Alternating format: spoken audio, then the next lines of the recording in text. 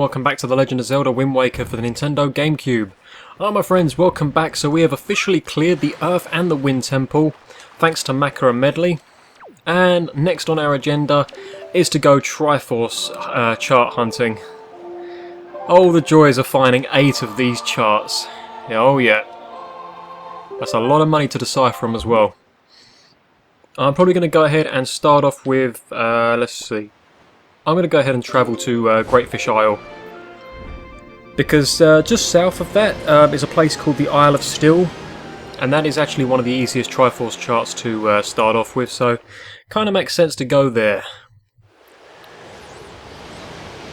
Right, here we go. So you can normally see whereabouts it is in the distance. It is pretty easy to see. I mean, that is it over there. That should just be about south of Great Fish Isle. Is that it? Nope, it's actually that. I'm thinking of the. I'm thinking of something else. We will actually go to that because they're actually right next to each other. There's actually 2 Triforce charts right next to each other, maybe even 3. So we're going to be pretty busy in this section of the sea. Right, let's go ahead and change the wind direction to south. Okay. This is the Isle of Still. Come to think of it, I know exactly what that pole thing is in the distance. That's actually, I believe, Needle Rock Isle. Yeah, we're going to be heading to that one as well. And I think we actually need to head somewhere else straight after them, actually. Huh, we're going to be pretty busy. So if my memory serves me well, this place is guarded by a ton of enemy ships. So make sure that you have your bombs equipped for this. I think there's about 3 or 4 of them just patrolling around this place. I can't remember if you actually have to take all of them out or whether they're just guarding the entrance. So just for a laugh, I'm going to see if I can get into this place without having to defeat them. That would be nice, wouldn't it? This guy's definitely in my way, I know that much. Right, you, out of the way. I need to get in there. There we go. Right, excuse me. Oh crap! Wow. I think they may have updated this in the Wii U version, so that when you get hit, you don't get knocked out of the ship. Oh man, that's going to do that to me, isn't it? Yep, I just knew it. There we go. Keep going. Come on, we've got this. We've got this in the bag. Oh yeah, you don't. That is really good then. So you don't actually have to destroy all the enemy ships. As long as you take out the one by the door, you're going to be perfectly fine. The only problem that you might run into is, as you could see there was a ton of enemies after me trying to make my life a little bit more difficult than what it needed to be. But always make a point of destroying all these jars because for the next 3, maybe 4, 5 episodes of this playthrough, I'm going to be severely rupee hunting. I'm going to need a heck of a lot of money. Right, let's go ahead and play the Wind's Requiem here. This is like, I guess you could call it Zelda's Lullaby of The Legend of Zelda Wind Waker. Because what that does is that signals a chest to be spawned right in front of us. And this, my friends, is the first Triforce chart of the game. That I've actually got anyway. You can get them in any order you like. I just thought to start off with this one because it's pretty close to a spot that you can actually travel to by the Ballad of Gales. So there we go, we have one of them already. And I think in this episode I can probably get about another 2 Triforce charts out of the 8. So that'll secure us 3 out of 8. And we'll be pretty home clear for the other 5. But I've got a good order of how I want to go ahead and do this. First of all, let's just get the heck out of enemy territory. Oh wow, they're actually killing themselves. Dumbasses. Right, there's actually one over there, and there's actually one here as well. So yeah, like I said, they are right next to each other. Kind of makes sense as the wind is kind of working in our favour in this direction. We'll just go over to the Needle Rock Isle. Okay, right, so I'm going to have to make a point of collecting joy pendants as well, because something dawned on me in the last episode. There is a teacher on Windfall Island, and she really loves joy pendants. She loves 20 of them, in fact. And that's not including the one that you have to give her for her to initiate the conversation with you. So you actually need 21. And I think I've got about 13 in my inventory at the moment. So I need another 9 before I can start talking to her. And the reason I say that is because she wants you to play a game of hide and seek first. You then talk to her after the kids tell you that she likes jewellery. And then when you give her 21 joy pendants, including the one to start the conversation, she gives you your own private oasis. Now on that private oasis is a, well, inside the private oasis, shall we say, is a fireplace, and underneath the fireplace is some kind of underground dungeon. Right, let's see. Yeah, I see you over there. On this island, believe it or not, you don't actually have to be here. It's actually them ships over there we want to deal with, so I'm going to go ahead and make the wind work in our favour here a little bit. And it's also a good time to keep your bombs equipped as well, because we're going to be needing them straight away, actually. Right, okay, so there is one ship in particular that you're going to notice out of these three that looks a little bit conspicuous. All of the ships look the same, but there is actually one of these ships that looks a little bit different from all of the rest, and that's because it's covered in like some kind of gold armour. You can see them ones there, they're very, like, you know, they're very much alike. This one over here, on the other hand, when the bloody seagulls get out of the way, this is the one that you want to come after. We want to destroy this guy first, because like with the place that we just went to, the Isle of Steel, you don't actually have to destroy the other ships. They're just going to get in your way. But thankfully, you can see that little orb there. That's exactly where we need to start hunting for treasure. So let's go ahead and do that and see what we've got. Hopefully we don't get knocked out of the ship. I was waiting for it. I was waiting for a bomb just to cause this to be an anticlimactic moment for me. But there we go. That is actually the second Triforce chart that I've got. I believe the Triforce charts that I'm getting in this episode are 1, 5 and 7. So yeah, I still need the ones in between, obviously. First of all, let's just get the heck out of here. That is Greatfish Isle over there, isn't it? Right, yeah, I need to be heading back over in that direction. But tell you what I'm going to do. I'm going to actually speed up to Greatfish Isle. Because then I've only got to move one square on the map, you see, and I can get out of enemy territory that way as well, can't I? Right, okay, so 2 Triforce charts down within about 8 minutes. That's not too bad. We're going to go to Stonewatcher Island now, and that is just southeast.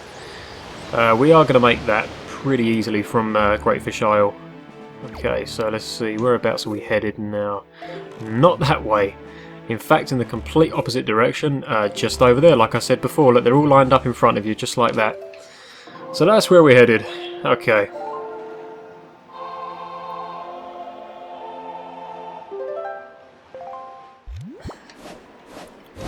For anyone who plays The Legend of Zelda Wind Waker, they're never going to forget the Wind's Requiem. It kind of sticks with you after a while. Okay, so this island is called Stonewatcher Island, like I said, and you want to come to this island with the power bracelets, which obviously you're going to have at this point, because you wouldn't have been able to clear the Earth and Wind Temple. Alright, I'm thinking about it, we actually have to enter a ghost ship location. I'm thinking off the top of my head, there is a lot of work that we have to do before we can progress in the story of this game. There are 8 Triforce shards that we have to collect. I think that number is less in the Wii U version because they realise that that is probably quite a lot. But yeah, we're going to spend maybe between 5 and 6 episodes getting all the shards and all the charts and getting them all deciphered. I may collect enough money off screen and decipher them all in one go. That's what I'm planning on doing because it might save us a heck of a lot of time. I think it works out to be about 3,186 rupees. I can't remember the exact number, but they're about 380 odd for each chart to be deciphered by Tingle. So that's a lot of money, and that's exactly why I've got the biggest wallet. I can now hold up to 5,000 rupees. So hopefully by the time we go and visit Tingle, I will have around that kind of figure.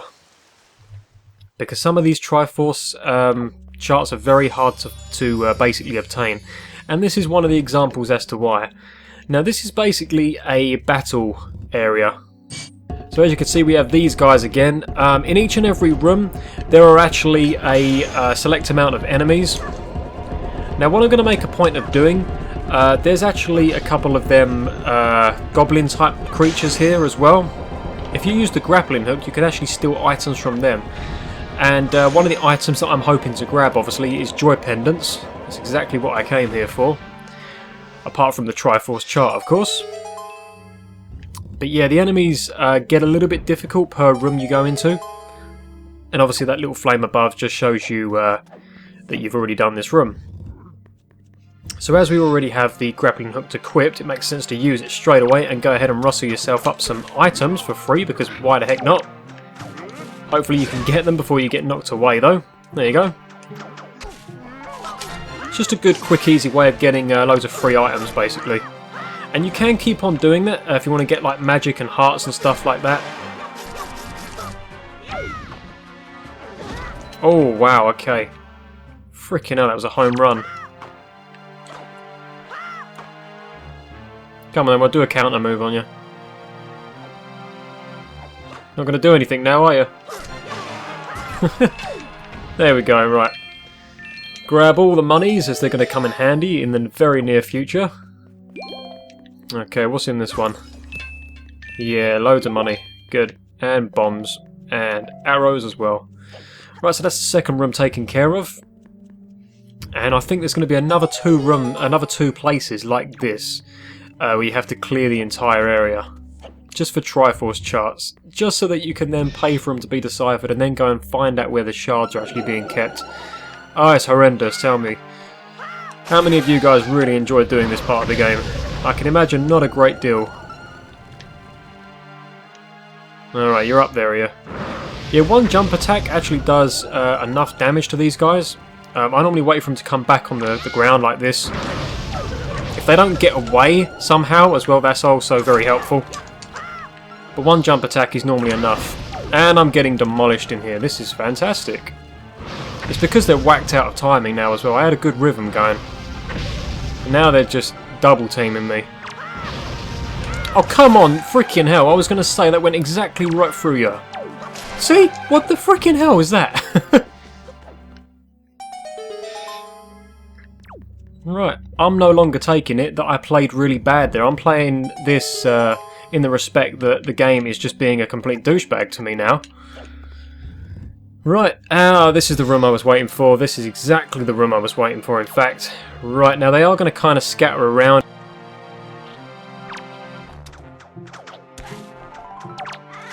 So I just want to go ahead and pick up about 5 joy pendants from all of these. Because there's no guarantee that they're going to drop items. So there's another one. There's another one. Now it starts getting harder because you don't know exactly where they are. Ah, see, it's not that one, for example. I'm going to try and limit the numbers down. Are you the one? Nope, you're not the one either. Oh crap, now they're killing each other as well. Oh wait, that was the one. Oh good. I was very lucky actually then, because they don't always drop joy pendants for you. Right, that's actually good then. So I've probably got about 18 now, so I only need 3 more joy pendants. And when we go to Outset Island and clear the Savage Labyrinth, there are going to be a ton of opportunities to get joy pendants there. So I'm going to make sure to do that first before I go to Windfall Island and get my own private oasis. Right, these guys are after me. I like to just attack this guy first, and then if you can knock him over like that, you do a bit of bonus damage in advance.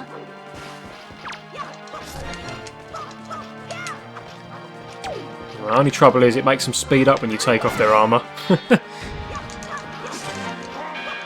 Taking the helmet off first, actually, in my opinion, is the best option. Because when you're behind them, you can just take off the rest of their armour as well. Alright, nice. Alright, you're gone. I even knocked him into the tower as well. And it actually knocked it down as well. That's pretty cool. Now, what you will notice is, after clearing this entire area, another door will now open that we can gain access to. And that is where the Triforce chart is, obviously. But I'm just going to go ahead and pick up all these supplies, because why the heck not? And if you notice, one of them bollards actually fell down, and that's because all of them are actually destroyable. And inside them, you get a ton of money. Not all of them, but some of them. The rest of them have supplies, generally speaking. Right, loads of money here. And in this one, just some bombs as well. So we can go ahead and throw this sword away now.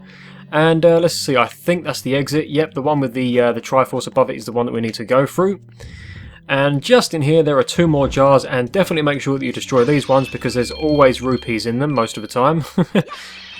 There you go, loads and loads of monies. Right, same deal with this one. Just go ahead and do the Winds Requiem. The Master Song. Makes sense to have a Master Song when we have a Master Sword, of course. And that, of course, gives us our 3rd Triforce chart. Right, and that is probably going to be where I end this episode of The Legend of Zelda Wind Waker. Hopefully you guys are enjoying the episode, and yeah, I guess we're just going to leave this place now. Alright, let's get the heck out of here. What is this? Yep, I see. Right, we are done here for the time being. When you go in the rooms, the enemies don't come back, so unfortunately you can't farm supplies. But we are actually done here now. And this does seem like a pretty good place to end the episode as well.